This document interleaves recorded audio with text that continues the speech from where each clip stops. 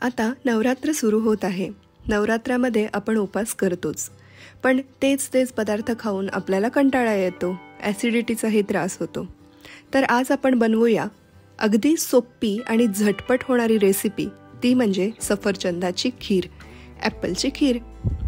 फक्त नवरात्रच का, इतर दिवशीही जेव्हा आपल्याला अगदी काहीतरी पटकन बनवून गोड खायची इच्छा होईल, त्यावेळेसही आपण ही खीर बनवू शकतो.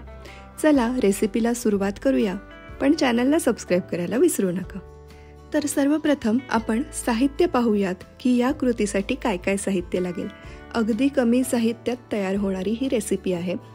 तर त्यासाठी इथे मी दूध घेतलं आहे. अर्धा लिटर दूध आहे.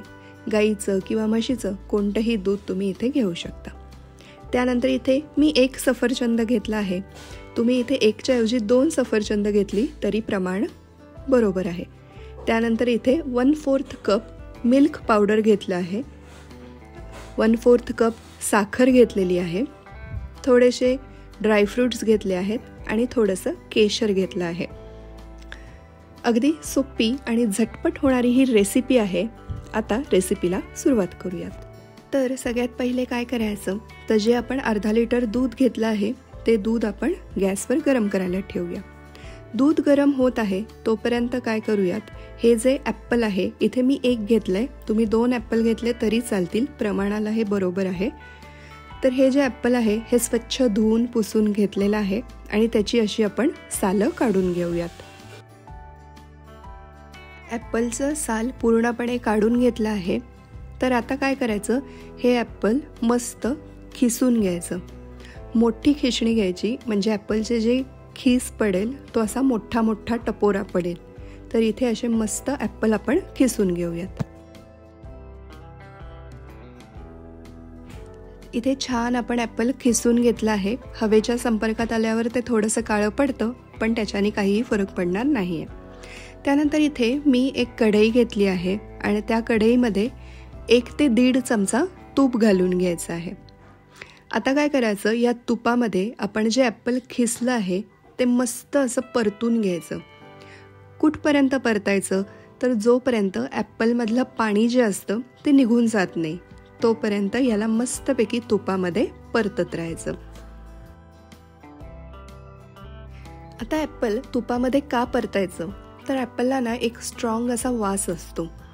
हा वास खिरीला लागू नये म्हणून ॲपलला आपल्याला तुपामध्ये छान परतून घ्यायचं आहे. तर इथे ॲपल परतायला सुरुवात केली की इथे असं ॲपलचा लगदा झाल्यासारखा वाटतो, पण असं काहीही होत नाही. जेव्हा तुम्ही हे ॲपल दुधामध्ये घालाल त्यावेळेस प्रत्येक त्याचे खीस जो आहे तो सेपरेट होईल. तर साईड बाय साईड आपण जे गॅसवर दूध उकळायला ठेवलं होतं ते व्यवस्थित उकळलंय, थोडंसं घट्टही झालंय. तर आता आपण यामध्ये काय करूयात, तर 1/4 कप जी साखर घेतली होती ती साखर घालून घेऊयात आणि पुन्हा थोडंसं आटवून घेऊयात या दुधाला. ॲपलचा जो खीस होता तो देखील इथे तुपामध्ये छान परतला गेला आहे. त्यातला पाण्याचा जो अंश होता तो पूर्णपणे गेलेला आहे. ॲपलचा खीस परतून झालेला आहे. आता हे जे दूध आहे यामध्ये आपण 1/4 कप मिल्क पावडर घालूया. मिल्क पावडरमुळे काय होतं, तर दूध लवकर घट्ट होतं किंवा त्याला जास्त घट्टपणा येतो.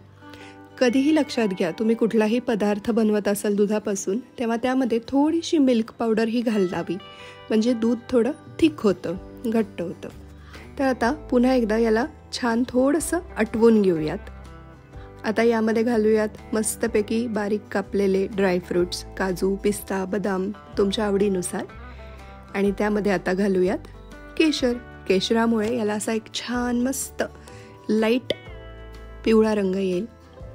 मला बघूनच तोंडाला पाणी सुटतंय, म्हणजे मी काय सांगू, वास तर इथे इतका छान सुटलाय ना, ॲपल तुपात परतलेला किंवा दूध उकळत असताना त्याचा वास. असं झालंय कधी एकदा मी ही खीर खातीये.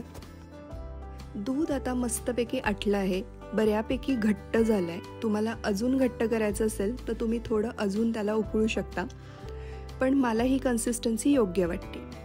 मग आता काय करायचं की हे जे दूध आहे यामध्ये आपण जे तुपात परतलेला ॲपलचा खीस आहे ना तो घालायचा आणि या खिसाला या दुधामध्ये अगदी 3 ते 5 मिनिटं मस्तपैकी शिजू द्यायचं. 5 मिनिटानंतर तुम्ही पाहू शकता आपली ॲपलची खीर तयार आहे की नाही. सोपी रेसिपी, झटपट तयार होणारी. मस्तपैकी त्याला असा छान पिवळा रंग आला आहे केशरामुळे आणि किती सुंदर दिसतीये आणि चवीला तर ती त्याहून अप्रतिम लागते. तर ही रेसिपी तुम्ही नक्की ट्राय करा. रेसिपी कशी वाटली ते मला कमेंट्समध्ये सांगायला विसरू नका. नवरात्रीमध्ये तुम्ही आणखी कोणते कोणते पदार्थ खाता जे असे वेगवेगळे आहेत, नवीन काहीतरी आहेत, ते सुद्धा मला कमेंटमध्ये सांगायला विसरू नका. मी ते बनवण्याचा नक्की प्रयत्न करेन. तर भेटूयात पुढच्या व्हिडिओमध्ये. तोपर्यंत खा प्या मजा करा आणि चॅनलला सबस्क्राईब करायला विसरू नका. बाय.